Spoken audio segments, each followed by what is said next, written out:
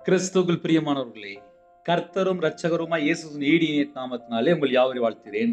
தேவனர்லி அப்பம் ministry channel மூலியமாக உங்களோடு சந்திப்பதில் மிகுந்த மகிழ்ச்சி அடைகிறேன். தினம்தோறும் இரவு நேரத்தில் 8 மணிக்கு பரிசுத்த வேதாந்தத்திலிருந்து நம்ம ஒரு பகுதியை தியானித்து நம்முடைய குடும்ப பாதுகாப்புக்காக நாம் ஜெபித்து வருகிறோம். ஓசியா 11ஆம் அதிகாரம் 4ஆம் வசனத்திலே, மனுஷரை கட்டி இழுக்கிற அன்பின் கயிர்களால் நான் அவர்களை இழுத்தேன். அவர்கள் கழுத்துகளின் மேல் இருந்த நுகத்தடியை எடுத்து போடுகிறதை போல் இருந்து அவர்கள் பட்சம் சாய்ந்து அவர்களுக்கு ஆகாரம் கொடுத்தேன். ஹல்லேலூயா. கிறிஸ்துவுக்குள் பிரியமானவர்களே, மனுஷரை கட்டி இழுக்கிற அன்பின் கயிர்களால் நான் அவர்களை இழுத்தேன் என்கிறார். கர்த்தரை விட்டு தள்ளி போறதுக்கு உலகத்தில் எத்தனையோ காரியம் இருக்கு, எத்தனையோ காரியம்.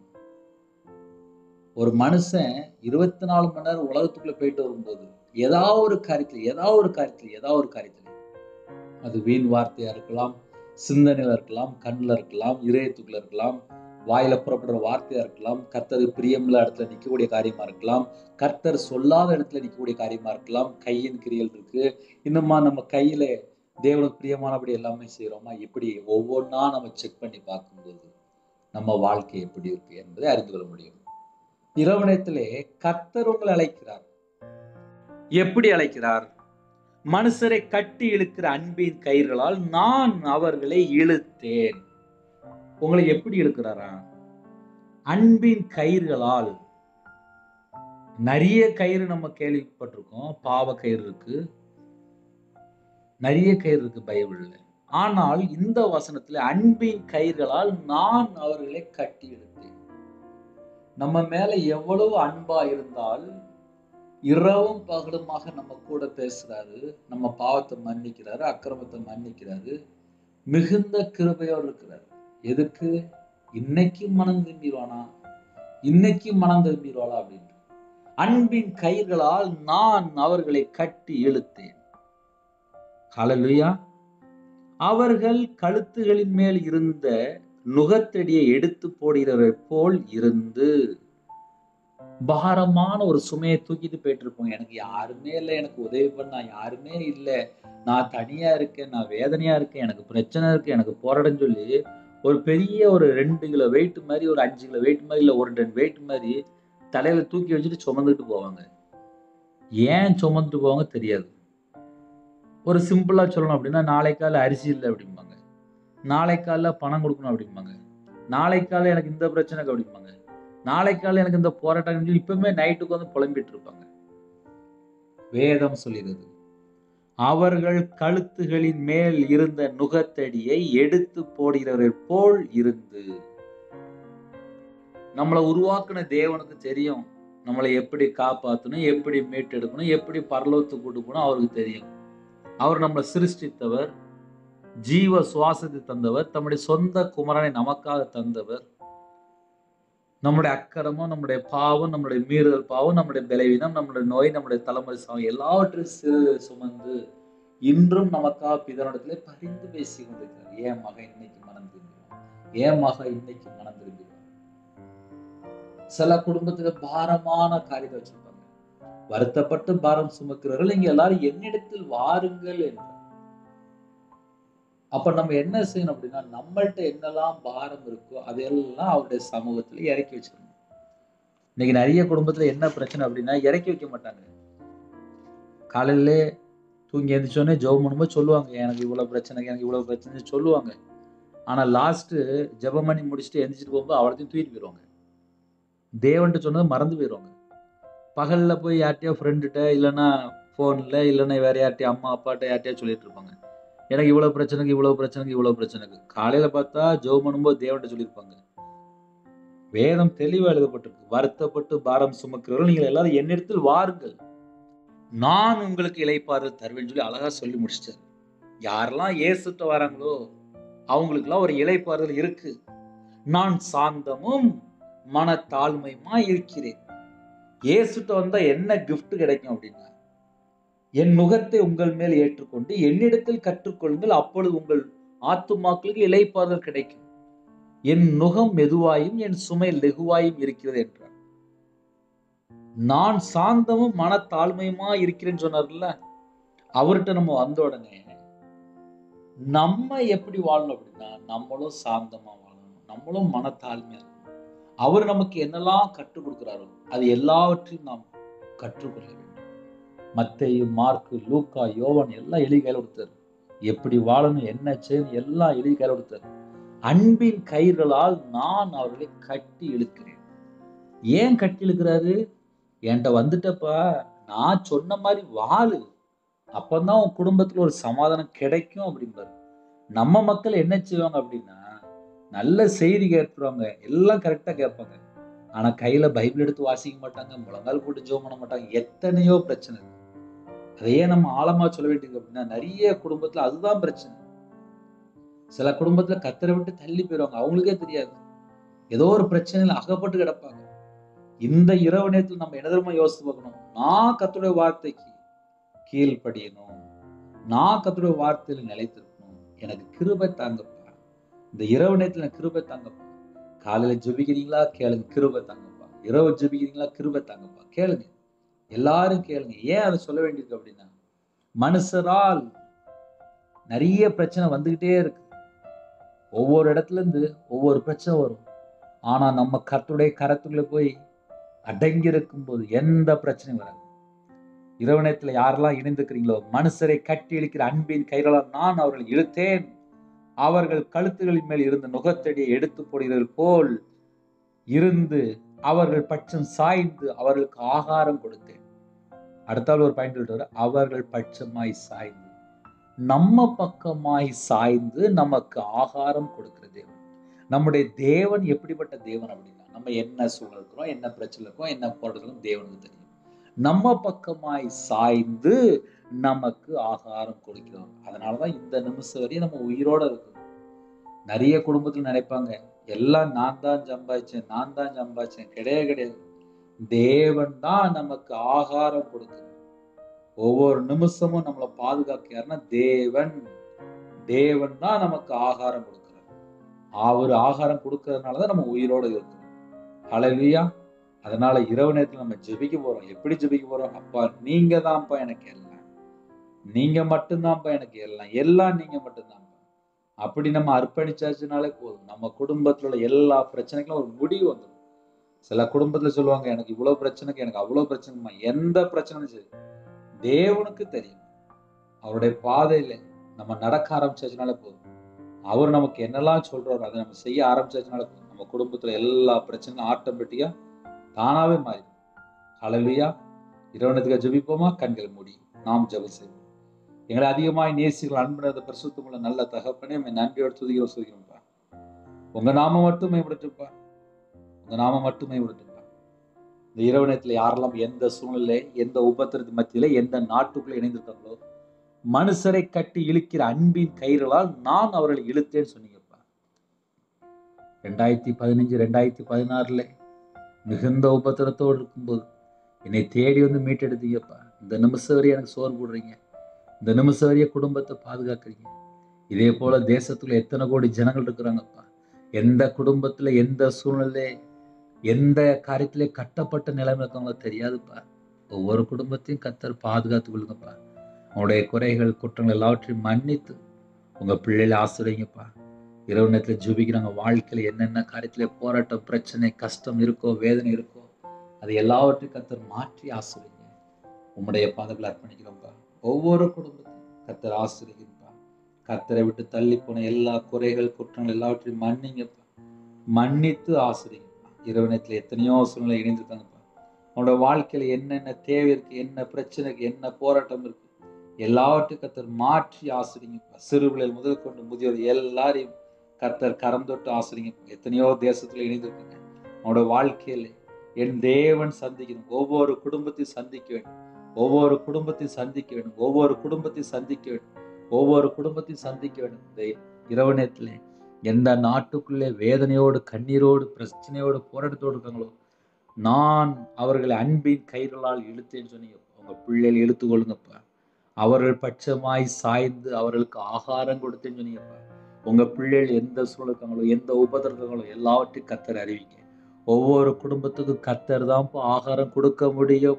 உம்முடைய கரத்துல அர்ப்பணிக்கிறோம்ப்பா. அவர்கள் கழுத்துகள் மேல் இருந்த நுகத்தடியை எடுத்து போடுகிறது போல் இருந்து அவர்கள் பட்சமாய் சாய்ந்து அவர்களுக்கு ஆகாரம் கொடுத்து சொன்னீங்க.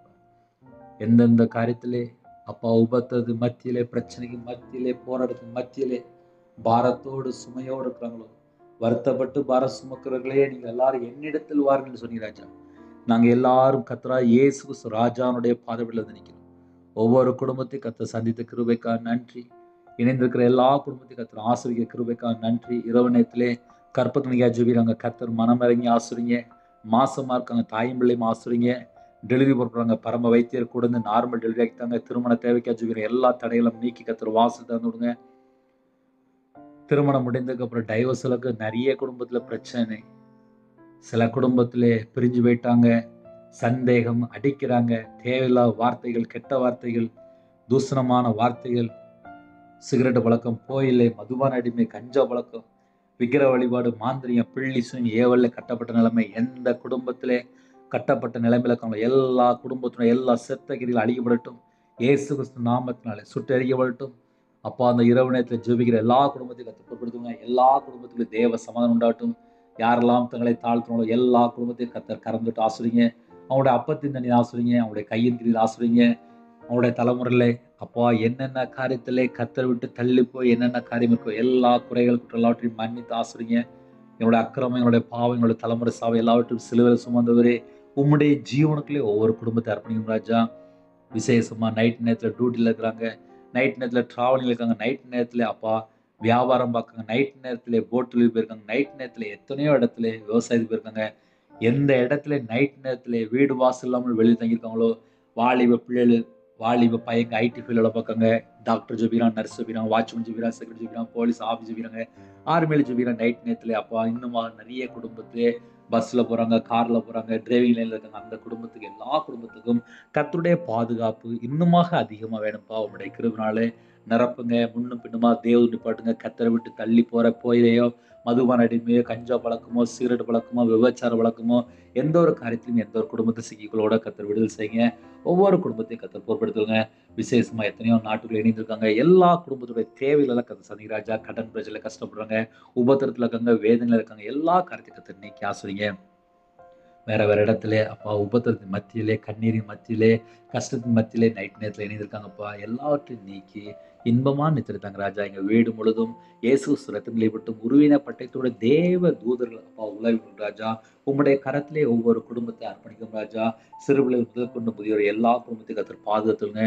ஹாஸ்பிட்டல்ல அவசர சிகிச்சை இருக்காங்க, ஐசியூ இருக்காங்க, நிறைய பிரச்சனைகள் அப்பா, வியாதியில பலவீனத்தோடு படுத்த படுக்கையில மரண தருவாயிலே அப்பா, கண்கள் ஆப்ரேஷன், ஹார்ட் ஆப்ரேஷன், கால் ஆப்ரேஷன், சில குடும்பத்தில் நரம்பு பிரச்சனை, கழுத்து பிரச்சனை, யூரின் பையில பிரச்சனை, சில குடும்பத்திலே அப்பா கர்ப்பப்பையில பிரச்சனை, சில குடும்பத்திலே கேன்சர்ல பாதிக்கப்பட்டிருக்காங்க, பிளட் கேன்சர், சுகர் அதிகமா இருக்கு, ப்ரெஷர் அதிகமா இருக்கு அப்பா, கிட்னி பிரச்சனைல நிறைய குடும்பத்துல கஷ்டப்படுறாங்க ராஜா.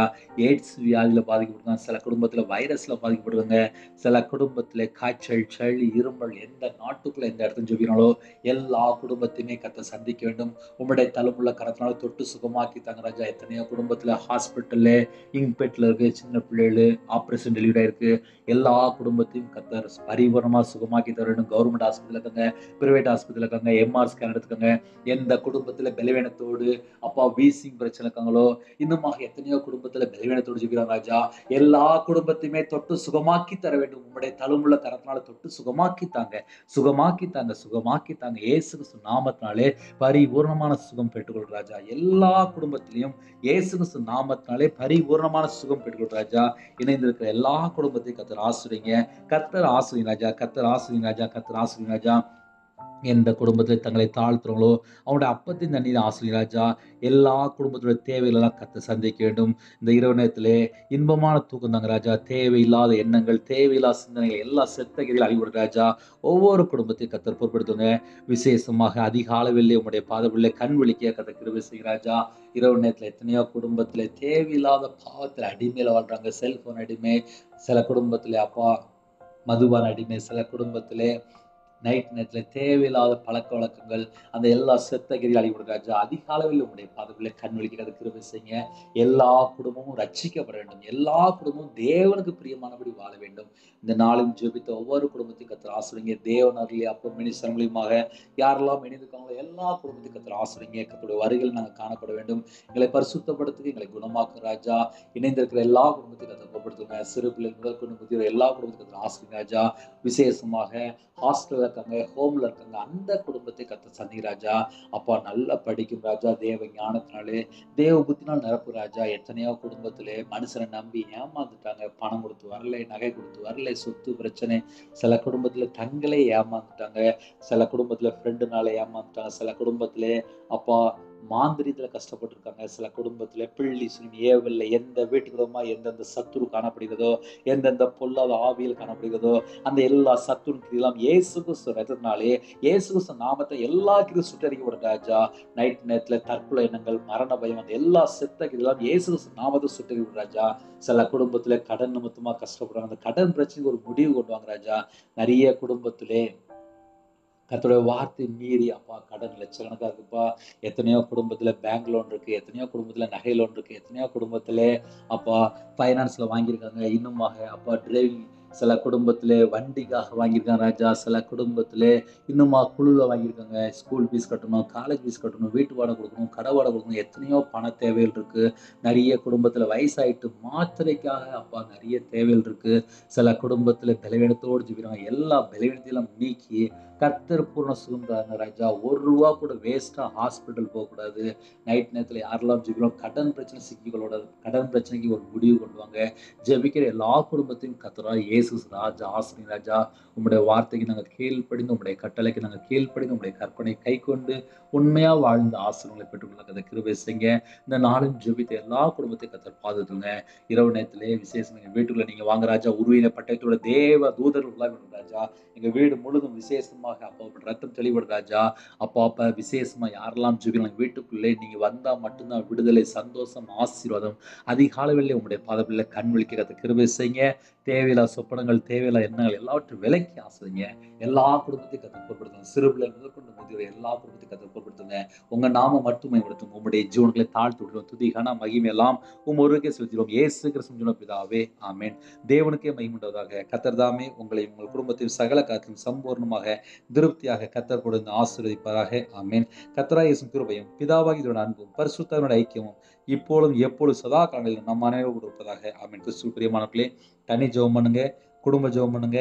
என்னுடைய ஊழியர்களுக்காக தொடர்ந்து ஜெபித்துங்க. கர்த்தர் உங்களையும் உங்கள் குடும்பத்தின் சகல காலத்திலும் சம்பூர்ணமாக திருப்தியாக கர்த்தர் கொடுத்து ஆசீர்வதிப்பாராக. ஆமென். கர்த்தராகிய இயேசு கிருபையும் பிதாவாகிய தேவனுடைய அன்பும் பரிசுத்தருடைய ஐக்கியமும் இப்பொழுதும் எப்பொழுது சதா காலங்களிலும் நம் அனைவரோடு இருப்பதாக. ஆமென். God bless you. நீங்கள் ஒருவேளை ஜெபிக்க விரும்பினால் 9363064182 நம்பர் உண்டால் நாங்கள் உங்களுக்காக குடும்பத்தை ஜெபிப்போம். God bless you. Thanks for watching. Please subscribe our channel. Click the like and share. Click the bell. God bless you.